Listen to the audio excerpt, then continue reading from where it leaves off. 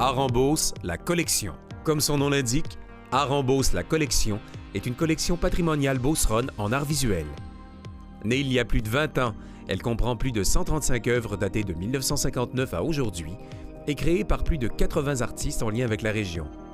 Porteuse d'un plan de l'histoire de l'art visuel en Beauce, sa valeur est estimée à 500 000 $. Afin de favoriser son rayonnement et d'ouvrir les portes d'un partenariat avec le monde des affaires, ainsi qu'avec différentes instances politiques, il fallait un ambassadeur.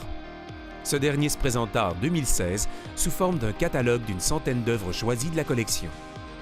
D'autres initiatives de diffusion furent également mises en place, telles que la création d'un site web, la mise en ligne d'une page Facebook, l'exposition grand public d'une soixantaine d'œuvres au Centre culturel Marie-Fitzbach, ainsi que la présentation de dossiers dans différents lieux d'exposition. Car plus grande sera l'offre culturelle en Beauce, et meilleures seront les chances d'y attirer et d'y garder les touristes. Club de golf Saint-Georges. Fondé en 1959, le Club de golf Saint-Georges compte 527 membres actifs. Plus de 35 000 rondes de golf y sont jouées annuellement, dont 6 000 par des golfeurs provenant de l'extérieur de la région. Reconnu comme l'un des plus beaux terrains du Québec, on y accueille annuellement plusieurs tournois et activités. En août dernier, grâce à un partenariat avec plusieurs instances de la région dont la ville de Saint-Georges, Manac et Desjardins, s'y déroula un événement de calibre international, le circuit Canada Pro Tour. Échelonné sur 5 jours, cette compétition a permis d'attirer plusieurs têtes d'affiche du golf professionnel, dont certains foulaient le sol québécois pour la première fois. Une équipe dévouée de 80 bénévoles ainsi qu'une couverture médiatique soutenue avec RDS, Le Soleil et plusieurs sites Internet du monde du golf ont assurément contribué à la réussite de l'événement.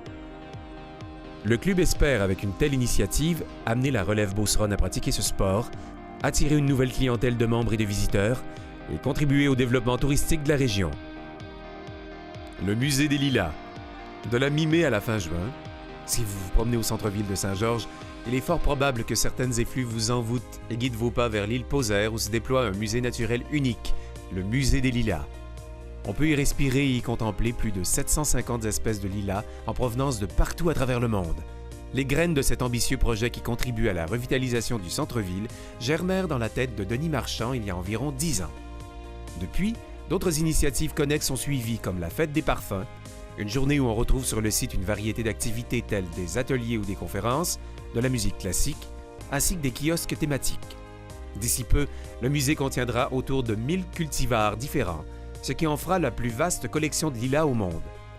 À l'instar de la ville d'Ottawa qui attire chaque année des milliers de touristes à son festival de tulipes, il va sans dire que cette initiative stimule l'industrie touristique de la région en même temps qu'elle contribue à l'amélioration de la qualité de vie des résidents locaux, promeut le développement durable et suscite une grande fierté chez les Beaucerons.